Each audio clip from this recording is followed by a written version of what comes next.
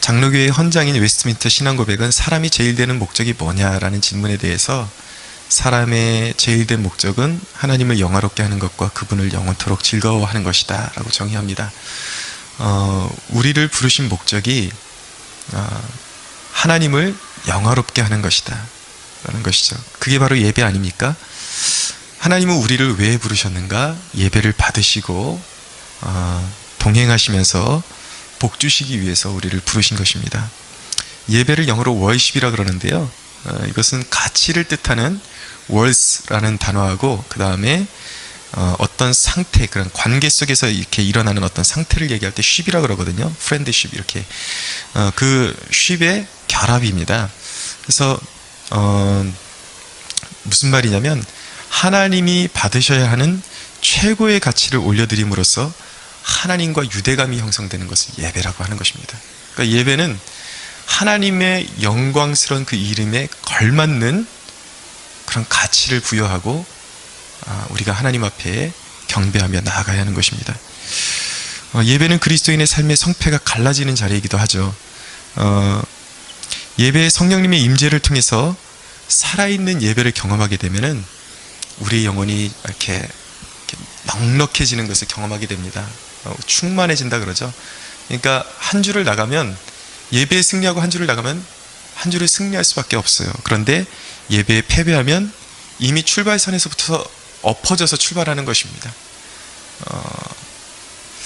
영적으로 그것을 이제 많이 겪어본 사람들은 금방 알 수가 있어요. 예배를 승리하고 주중에 세상으로 나가는 것과 예배에 전혀 은혜 받지 못하고 세상으로 나가는 것, 그래서 얼마나 그 큰 차이가 있는지 이제 깨닫게 되는 것이죠.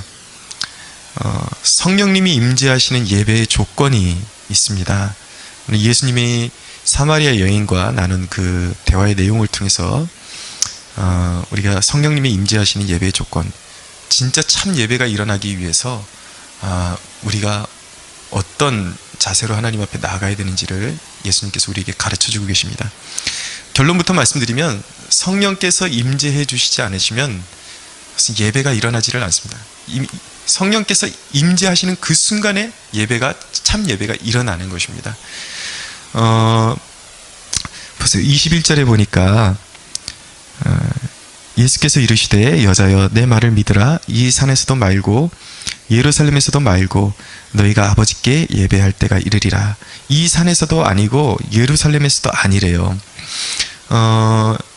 여기서 주님이 말씀하신 이 산은 바로 그리심산을 말씀하는 것입니다. 이제 하나님께 범죄한 유다 백성들이 바벨론의 포로로 잡혀갔다가 이제 포로 귀환을 하게 되죠. 70년 만에 1차 포로 귀환 후에 수룹바벨을 중심으로 해서 성전이 재건이 되게 되는데, 그때 사마리아인들도 자신들도 거기에 동참시켜달라고 이제 요청을 했는데 유다 백성들이 그것을 거부합니다. 왜냐하면 사마리아인들은 이미 너무 이렇게 혼혈이 많고 영적으로 이렇게 혼잡한 이렇게 영적인 순수성을 잃어버린 지가 오래됐기 때문에 이제 부정하게 여겨서 사마리아인들을 이제 배제시켜 버리죠. 그래서 사마리아인들은 그럼 우리는 뭐 성전을 못 세우냐, 그래서 자신들의 그 지역인 그리심산에다가 성전을 따로 세웠습니다. 그래서 한동안은 예루살렘 성전과 이 그리심산에 있는 이 사마리아인들의 성전이 이제 경쟁 구도에 놓이면서 서로 이렇게 신경전을 벌이는 그러한 구도에 있기도 했었습니다. 그런데 이 그리심산에 있는 성전은 주전 129년에 하스모니안 왕조가 일어서면서 힐카누스라는 사람에 의해서 파괴되게 되죠. 이제 반면에 예루살렘 성전은 어떤 곳인가? 그 자리가 이전에 아브라함이 이삭을 드렸던 모리아산이 있던 자리입니다. 그 자리가. 그러면서 정통성을 과시하게 되죠. 이곳이 바로 아브라함, 믿음의 조상인 아브라함이 이삭을 제사했던 자리다 하면서 정통성을 과시하게 됩니다. 그러나 그런 정통성을 과시했지만 형식만 남았던 것입니다. 하나님의 영광은 그것을 떠난 지 오래였어요. 그런데 하나님께서는 하나님의 이름을 그리심산에 두지도 않으시고 예루살렘 성전에 두지도 않으셨단 말이에요. 하나님의 이런 조치는 이유가 있습니다. 이제 죽은 예배 가운데 정통성만을 찾는 그러한 형식주의자들을 다 물리치시고 모든 민족과 족속 가운데서 참 예배자들을 일으키시고자 하는 하나님의 섭리가 거기에 숨어 있었던 것입니다. 그래서 여러분, 참 예배는요, 어떤 예배나 그런 예배의 장소나 조건에 있지 않다라는 사실을 우리가 꼭 기억할 필요성이 있습니다. 장소가 중요한 것이 아닙니다. 예배에 있어서 어떤 조건이 결코 중요하지 않습니다.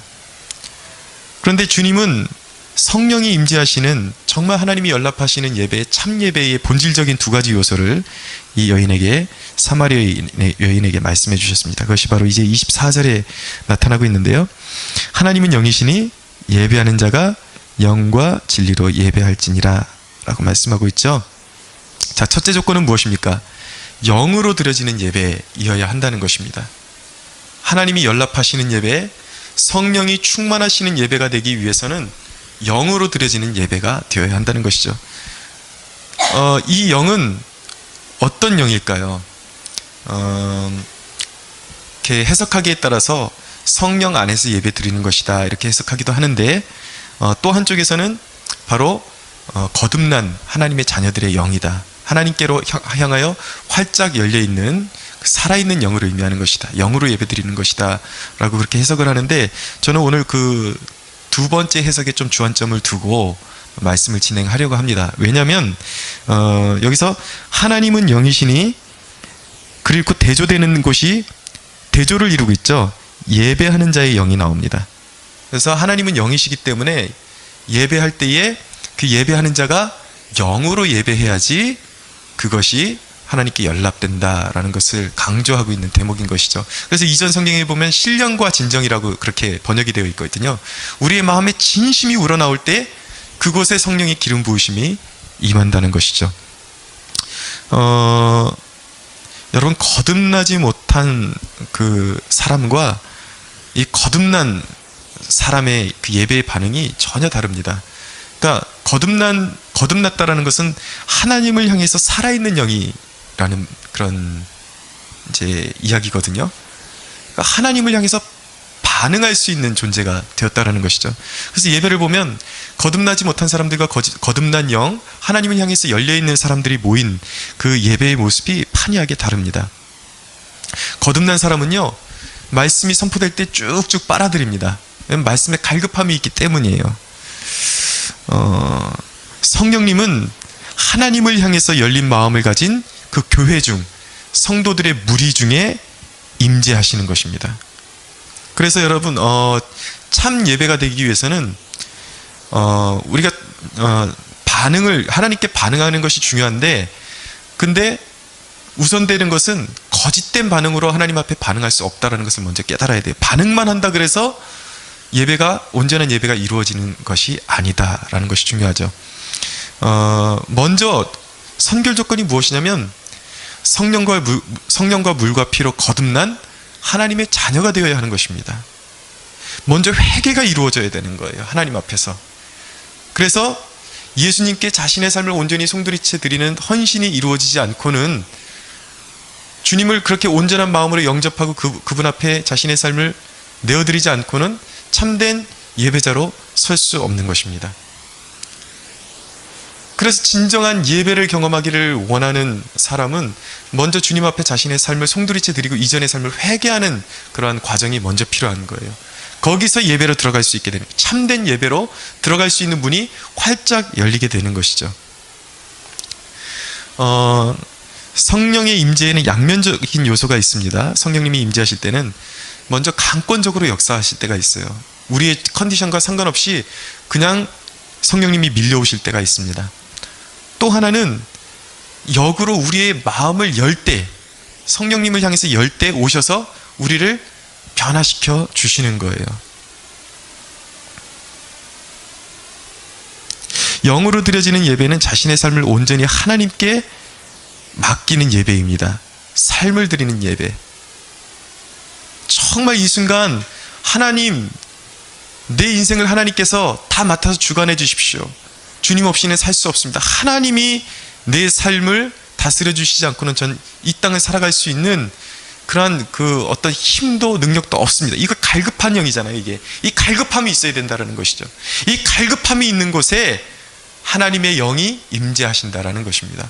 그래서 기도와 예배는 밀접한 상관관계에 있어요. 기도가 곧 예배가 될 수가 있는 거예요. 이 진정한 예배, 영으로 예배하는 그 예배자의 그 마음의 상태는 기도자의 마음이 되어야 하는 것입니다.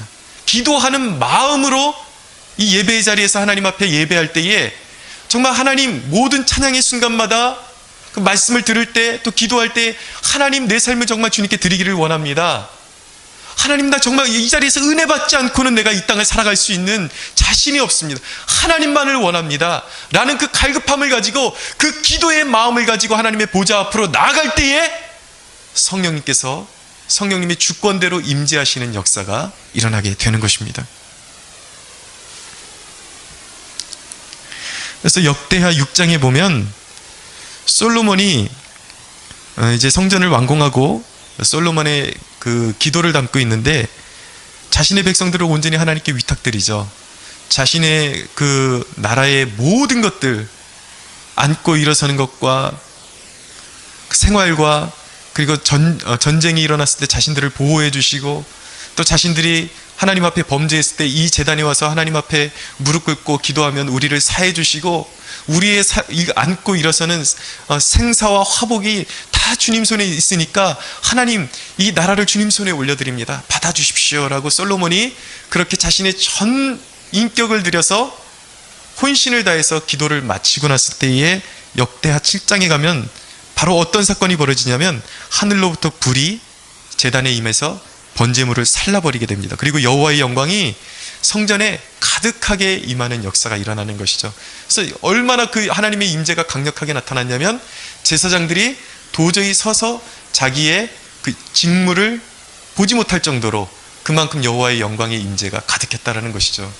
근데 제가 어디서 들었던 얘기로는 실제로 미국 어느 교회에 이런 예배에 그 부흥이 임하니까 성령님이 임재하니까 이 그 찬양 인도하는 사람, 그 앞에서 찬양 인도하고 악기를 그 연주하는 사람들이 너무 성령님의 임재가 강해서 이 악기를, 이 기타를 치는데 이 손이 돌아가지 않을 정도로 완전히 그냥 성령님이 붙잡혀가지고 그만큼 바로 이런 사건이죠. 이 예배를 진행하는 사람들이 예배를 도저히 진행할 수 없을 정도의 성령님의 강력한, 그 이후부터는 이 사람들이 악기로 예배가 진행되는 것이 아니라 강권적인 성령의 역사로 예배가 진행되는 것이죠. 모든 분위기나 모든 그런 상황이 성령님이 주도해 가시는 것입니다. 그런 역사가 실제로 있다라는 거예요. 오늘날에도.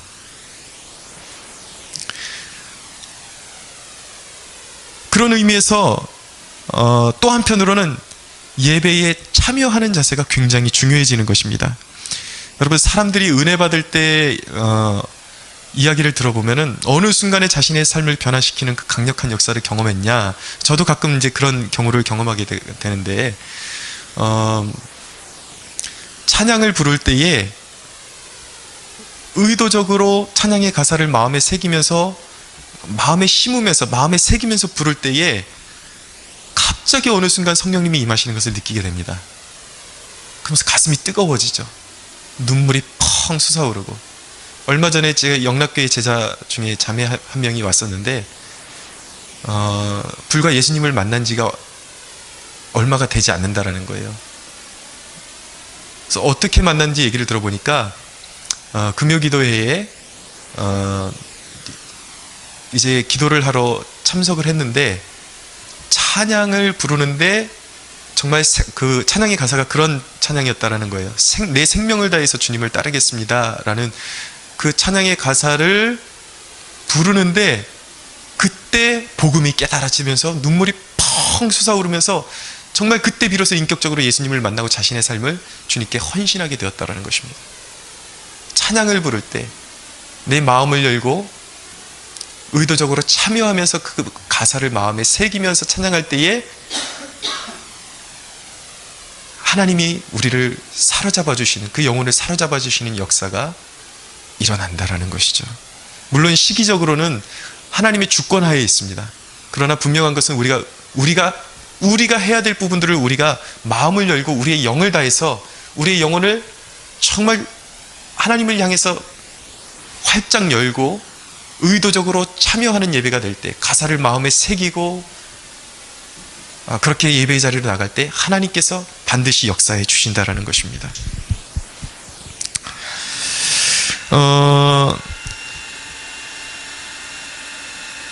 여러분, 예배를 드리면서 예배를 마치는 시간에만 정신이 온통 집중되어 있는 것은 참 불행한 것입니다. 부흥하는 교회일수록 시간관념이 이렇게 사라집니다. 제가 보니까 정말 부흥을 경험하는 교회일수록 오히려 설교 시간이 더 깁니다. 어떤 교회는 기본이 1시간이에요. 1시간이고 제가 아는 교회만 해도 예배 시간이 2시간이 될 수도 있고 3시간이 될 수도 있고 그렇다는 것이. 근데 이제 맹목적으로 길게 한다 그래서 은혜가 되는 것은 아니지만 성도들이 참여하고 정말 은혜를 갈급해하니까 그것에 성령께서 사로잡으시는 은혜가 있으니까 예배가 2시간, 3시간 돼도 지루한 걸 모르는 거예요. 성령께서 이끄시는 대로 예배가 진행이 되는 것이죠. 그 은혜를 체험하니까, 은혜를 체험한 사람들이 모이니까, 자꾸 갈급한 영혼들이 모이니까 하나님이 더 부어주시는 거예요. 그게 바로 예수님께서 있는 자는 더 받게 될 것이고 없는 자는 그 있는 것마저도 빼앗기게 될 것이라는 그 말씀이 거기에서 이제 나타나는 것입니다. 확증되는 것입니다. 그래서 예배를 오는 순간마다, 예배의 자리에 앉는 순간마다 여러분 갈급한 마음을 가지셔야 돼요. 오늘도 성령님께서 어떤 일을 행하실지 기대하셔야 하는 것입니다. 여러분, 우리의 인생이 고달픈 이유는요, 인생은 원래 고달픈 것입니다. 근데 고달픈데 더 고달픈 이유는 무엇이냐면 예배의 감격을 잃어버렸기 때문에 우리의 인생이 고달플 수밖에 없는 거예요. 환경이 바뀌기를 바라지 마시고 하나님과의 소통을 추구하십시오. 사모하십시오. 은혜 받는 일에 최선을 다하십시오. 하나님의 영광이 임하시고 우리의 삶을 다스리시는 놀라운 축복이 임할 줄로 믿습니다. 자, 첫째는 영으로 드려지는 예배예요. 두 번째는 진리로 드려지는 예배입니다. 제가 목회를 하면서 간파하게 된 내용이 무엇이냐면 어떤 교회는 가보니까 항상 웃음이 있어요. 예배에 보면은 설교자가 이렇게 유머를 잘 구사하고 웃음이 있고 예배 분위기가 화기애애한 것 같은데 공동체에 아무런 힘도 없는 교회를 제가 보았습니다. 전혀 성장하지 않아요. 교회가, 공동체가 열기가 없어요. 그러니까 설교자는 회중이 자기가 자꾸 웃겨주면은 막 웃고 예배 분위기가 좋은 것 같으니까 이게 통하는 것 같은 거예요. 그러니까 이것이 바로 은혜 받는 것이구나. 그러니까 자꾸 웃기는 것만 신경 쓰고 자꾸 그런 것만 준비해 갖고 오는 거예요. 그런데 거기에는 어떤 능력도 기도도 헌신도 찾아볼 수가 없었습니다. 근데 이런 공동체나 교회에 가서 성경의 진리를 그대로 선포하잖아요. 그대로 강의하기 시작하면 어떤 반응이 나타나는가? 반응이 없는 반응이 나타납니다. 전혀 반응이 없어요. 좀 처음에는 오히려 힘들어합니다. 성경을 그대로 강의해주면. 그런데 무엇을 깨닫게 되냐면 시간이 점점 흐르면 이 사람들은 그렇게 크게 반응하지 않았던 것 같은데 점점 공동체가 강해지는 것을 느낄 수가 있어요. 기도에 힘이 생기고 그리고 지체들이 점점 헌신하게 되는 모습으로 자신들도 모르게 점점 변화되는 그런 모습을 보게 되었습니다. 제가 깨달은 것은 교회 가운데 회심하지 못한 사람이 많을수록 이 강단에서 세상 이야기를 하거나 유머를 많이 구사할수록 더 좋아합니다. 더 뜨거운 반응을 보여요. 설교자가 그거 보고 속으면 안 돼요. 여러분, 이 시대에 필요한 설교자는 어떤 설교자인가? 바로 이 시대를 향하신 하나님 아버지의 마음을 읽고 그 아버지의 마음을 그대로 선포할 수 있는 설교자가 필요합니다. 저는 우리 캠퍼스 성막교회에 그런 성령의 기름 부으심이 임하기를 간절히 소원합니다. 여러분도 그렇게 기대하고 기도해 주셔야 돼요.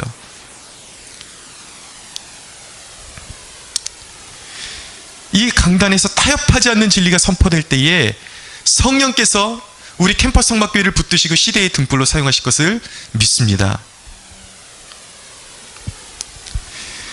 여러분, 인간의 그 요구에 의해서 반응하는 교회가 아니라 성령님의 임재하심에 따라서 반응하는 교회가 되어야 하는 것입니다. 어떤 사람들은 장소에 따라서 태도가 변합니다. 막 화려한 조명과 화려한 무대와 현란한 악기와 모든 것을 갖춘 그런 예배팀이 있는 곳에서는 정말 뜨겁게 예배하고 손을 들고 찬양하고 눈물을 막 흘리고 그렇게 예배하는데 예배 분위기가 예배에 자기가 원하는 그런 분위기가 갖춰져 있지 않으면 전혀 예배할 수 없는 사람들이 있어요. 왜일까요? 그 예배가 진리를 바탕으로 드려지는 예배가 아니었다라는 것을 반증하는 것입니다. 진리에 반응하는 것이 아니었어요. 그 사람이 분위기에 반응하는 것이었다는 것을 말하는 것입니다. 그것이 가능해요, 여러분. 예전에 한창 나는 가수다라는 것을 즐겨본 적이 있었는데 정말 이렇게 뜨겁게 열창하는 가수들의 그 모습을 보면은 정말 눈물이 핑 돌 정도로 이렇게 마음이 짠해지는 경우가 있더라고요. 근데 그 모습을 보면, 방청객들의 모습을 보면 한결같이 눈물을 흘려요. 예배도 그와 같이 될 수 있다라는 거예요. 성령님에 의한 것이 아니라 자기의 기분에 따라서 눈물을 흘리고 은혜 받았다라는 그런 가짜 은혜가 있을 수 있다라는 것이죠. 장소에 따라서 태도가 변하는 것은 예배가 아닙니다. 그래서 저는 어떤 소망을 해보냐면 앞으로 우리 캠퍼스 음악교회가 변화하고 성장할수록 예배 컨셉에 대해서 좀 변화를 주고 싶다라는 그런 생각을 갖게 됩니다. 무슨 말씀이냐면 문화적인 면도 무시할 수는 없습니다. 이제 다가오는 세대를 담으려면은 젊은이들에 맞는 예배를 우리가 좀 생각해야 돼요. 그들의 눈높이에 맞는 예배가 필요합니다. 그래서 저는 예배 초반에는 찬양이 밝고 힘찬 분위기도, 또 조명도 그런 어떤 문화적인 그런 코드를 좀 잘 활용해서 우리 청년들이 함께 이렇게 호흡할 만한 그런 분위기를 만들어주는 그럴 필요가 있겠다. 그렇게 할 필요가 있겠다. 그러나 마무리만큼은 좀 엄숙하게 분위기를 만들 필요성이 있겠다라는 그런 생각을 갖게 됩니다. 왜냐하면요, 우리가 여기서 막 셀러브레이션하고 막 여기서 다 승리한 것 같고 막 번쩍번쩍 조명 번쩍거리고 막 기타로 힘차게 두들기고 다 승리한 것 같고 세상으로 나아가지만 우리를 기다리는 세상은 만만한 곳이 아니에요. 자기가 은혜 받고 나간 줄 알았는데 또 조금만 사람에게 마음 상하면 쓰러지고 넘어지는 자신의 그런 연약함을 발견하게 된다는 것이죠. 진정으로 예배에 은혜 받고 세상으로 나가는 것은 무엇인가? 정말 우리를 향해서 도전해오는 세상을 향해서 정말 죽기까지 싸우리라는 그 결단을 가지고 나가게끔 만들어야 되는 것이죠. 그래서 예배의 후반부는 그냥 감정만 우리가 흥분하는 그런 예배장이 돼서는 안 되고, 우리가 정말 세상에서 어떻게 싸워야 될지 그 심령 가운데 우리가 굳게 말씀을 붙잡고 결단하고 나아가는 자리로 만들어줘야 되겠다는 그런 필요성을 느끼는 것입니다. 절망과 싸움이 가득한 세상에 세상의 빛으로 사명감과 결단을 가지고 나아가는 그 기림을 각인시켜주는 예배가 되어야 할 것이라고 저는 그렇게 믿고 있습니다. 여러분, 성령의 임재가 중요한 이유가 무엇입니까? 두 가지 이유가 있는데, 하나는 성령님의 임재, 예배 가운데 성령님이 임재하셨다는 것은, 그것은 하나님이 이곳을 통치하신다라는 통치의 사인이기 때문에 중요한 것입니다. 역대하 7장 14절에 16절에 솔로몬이 아까 진작 말씀드린 대로 그렇게 마음을 쏟는 기도를 드렸는데, 하나님께서 어떻게 응답하시냐면 이렇게 응답하십니다. 내 이름으로 일컫는 내 백성이 그들의 악한 길에서 떠나 스스로 낮추고 기도하여 내 얼굴을 찾으면 내가 하늘에서 듣고 그들의 죄를 사하고 그들의 땅을 고칠지라. 이제 이곳에서 하는 기도에 내가 눈을 들고 귀를 기울이리니 이는 내가 이미 이 성전을 택하고 거룩하게 하여 내 이름을 여기에 영원히 있게 하였음이라. 내 눈과 내 마음이 항상 여기에 있으리라 라고 말씀하시는 것이죠. 너희들이 전심으로 예배한 이곳에, 이 자리에 내 이름을 그곳에 두고 나의 거룩한 이름을 두고 너희가 기도할 때 내가 나타날 것이며 통치할 것이며, 너희가 찢어지고 고통스럽고 상하고 엎드러질지라도 너희가 이곳에 와서 기도하면 내가 그 기도를 듣고 고칠 것이다. 하나님의 응답인 것입니다. 하나님의 임재는 하나님의 내가 너희를 통치할 것이다 라는 하나님의 통치의 사인인 것입니다. 그래서 하나님의 임재를 사모하셔야 되는 것입니다. 그런데 여러분, 이 솔로몬의 시대와 우리 시대가 다른 것은 무엇이냐면, 솔로몬의 시대에는 하나님께서 솔로몬의 성전에, 예루살렘의 성전에 임재하셨어요. 그러나 오늘날 예수 그리스도가 이 땅에 오신 이후에 예배가 달라진 것은 무엇이냐면, 그러한 화려한 건물에 하나님께서 임재하시는 것이 아니라 영과 진리로 예배하는 자들이 모임 중에 성령님께서 자신의 이름을 두시고, 하나님의 이름을 두시고 성령님께서 임하시고 하나님의 통치를 약속해 주셨다라는 사실입니다. 제가 그런 얘기를 들었어요. 비닐하우스에 어떤 목사님이 자기 지방의 비닐하우스에 거기 비닐하우스를 하나 얻어놓고 거기서 그 말씀 강해하는 그런 그 비닐하우스 교회를 세웠다라는 거예요. 거기서 말씀의 부흥이라, 거기 진리가 있으니까, 영과 진리로 예배하는 몇 사람이 모이니까 목마른 심령들이 그 비닐하우스로 막 찾아든다는 거예요.